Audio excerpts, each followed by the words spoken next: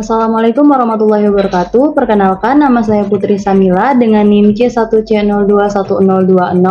Di sini saya akan menjelaskan materi mengenai metode riset akuntansi keperilakuan dengan dosen pengampu Bapak Wirmi Eka Putra, SE MSI. Langsung saja, untuk materi yang pertama yaitu ada riset. Secara substansial, istilah riset yang digunakan dalam akuntansi keperilakuan tidak berbeda dengan istilah riset yang umumnya digunakan oleh para peneliti di berbagai bidang lainnya. Pada prinsipnya, istilah tersebut hanya digunakan untuk menjelaskan dan memberikan gambaran umum tentang pengertian riset. Berikut berbagai definisi yang menjelaskan istilah riset. Riset merupakan penyelidikan yang empiris, terkontrol, empiris, dan kritis tentang fenomena alami dengan dipandu oleh teori dan hipotesis mengenai hubungan yang dianggap terdapat di antara fenomena itu. Menurut Buckley mengatakan bahwa riset merupakan suatu penyelidikan yang sistematis untuk meningkatkan syukurlah pengetahuan.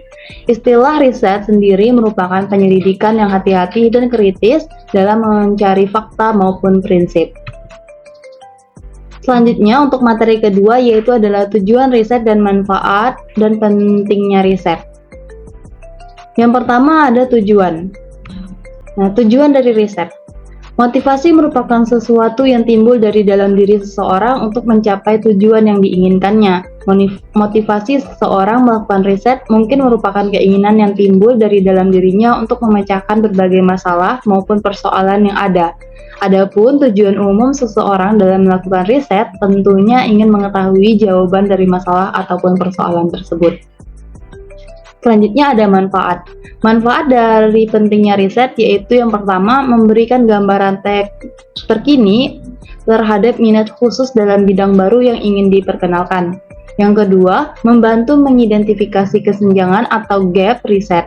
Yang ketiga, untuk meninjau dengan membandingkan dan membedakan kegiatan riset melalui subbidang akuntansi seperti akuntansi keuangan, audit, akuntansi manajemen, sistem informasi akuntansi, pasar modal, maupun perpajakan. Selanjutnya ada materi yang ketiga yaitu adalah pengembangan desain. Langkah pertama dan paling penting dalam riset perilaku adalah masalah definisi. Berdasarkan informasi yang dikumpulkan dan metode yang dipilih, data serta jenis gambaran sampel pada dasarnya tergantung pada bagaimana sebenarnya masalah dipersepsikan, kerangka pertanyaan riset, dan desain informasi studi yang dikumpulkan. Yang menentukan lingkup pengembangan. Lingkup pengembangan biasanya terbatas terhadap satu atau dua pertanyaan. Hal ini dilakukan karena berbagai alasan. Alasan biasanya adalah karena untuk menyelidiki setiap aspek dari suatu masalah, bukanlah apa yang diinginkan, tidak praktis, atau tidak mungkin. Data primer dan data sekunder. Data primer merupakan sumber data riset yang diperoleh secara langsung dari sumber asli atau pihak pertama. Data sekunder merupakan sumber data riset yang diperoleh peneliti secara tidak langsung melalui media perantara. Untuk materi selanjutnya ada validitas dan keandalan. Validitas. Ada beberapa jenis validitas. Validitas ini mengacu pada cara peneliti menggambarkan dimensi dan konsep apa masalah yang ingin diukur. Khususnya yang berkaitan dengan tingkat ukuran yang berkaitan untuk menutupi rentang terhadap arti maupun konsep. Validitas merupakan pokok pertimbangan untuk setiap pertanyaan yang diajukan dan diukur dalam istilah yang berhubungan dengan relevansi terhadap konsep yang diukur. Sedangkan keandalan adalah suatu instrumen alat ukur yang andal akan menghasilkan alat ukur yang stabil di setiap waktu. Aspek lain di keandalan adalah akurasi cari instrumen pengukuran. Selanjutnya untuk materi yang kelima, metode pengumpulan data. Data diperlukan untuk menjawab masalah riset atau menguji hipotesis yang telah dirumuskan. Proses pengumpulan data tidak dapat dilepaskan dari alat-alat yang digunakan untuk mengumpulkan data tersebut.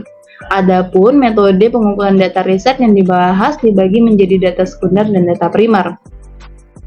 Yang pertama ada jenis data. Jenis data merupakan pengelompokan data yang didasarkan pada data tersebut. Yang kedua ada data subjek. Jenis data subjek merupakan jenis data riset yang berupa opini dan sikap. Yang ketiga ada data fisik. Data fisik merupakan jenis data riset yang berupa objek atau benda-benda fisik. Yang keempat, data dokumentasi. Data dokumenter merupakan jenis data riset yang antara lain berupa faktur, penjualan surat, notulen, hasil rapat, memo, dan dalam bentuk laporan program. Yang kelima ada sumber data. Sumber data dapat dikatakan sebagai awal di mana data berasal dan merupakan faktor penting yang menjadi pertimbangan pada setiap penentuan metode pengumpulan data. Yang keenam ada data sekunder. Nah, data sekunder merupakan sumber data riset yang diperoleh peneliti secara tidak langsung melalui media perantara. Dan yang ketujuh data primer, yaitu sumber data yang diperoleh secara langsung dari sumber asli atau pihak pertama ada saat pengumpulan data primer. Pembahasan yang keenam.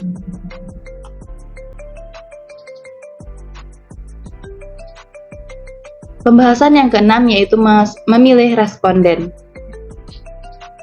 Langkah pertama dalam memilih responden adalah dengan cara menentukan populasi.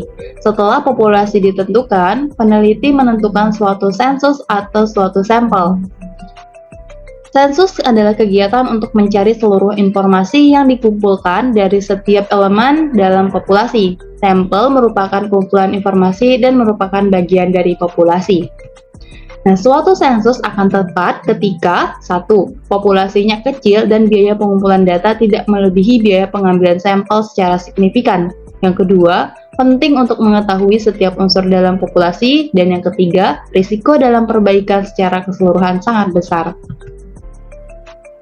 Materi yang ketujuh ada instrumen riset. Nah, pengembangan kuesioner atau pencarian instrumen merupakan langkah lain yang penting dalam proses riset. Kuesioner harus sesuai dengan responden dan didesain secara menarik sehingga responden tertarik untuk menjawab kuesioner tersebut, yang pada hakikatnya bertujuan meningkatkan tingkat respon, validitas, dan keandalan data. Untuk materi yang terakhir yaitu analisis data dan persiapan laporan. Nah, analisis data dilakukan setelah peneliti mengumpulkan semua data yang diperlukan dalam riset. Peneliti biasanya melakukan beberapa tahap persiapan data untuk memudahkan proses analisis data. Pemanfaatan berbagai alat analisis sangat bergantung pada jenis riset dan data yang diperoleh. Ketersediaan alat analisis memberikan gambaran bahwa suatu alat analisis dengan alat analisis lainnya dapat dengan saling bergantian dimanfaatkan dan terkadang hanya ada satu alat analisis yang dapat digunakan. Baiklah, sekian penjelasan dari saya akhiri. Wassalamualaikum warahmatullahi wabarakatuh.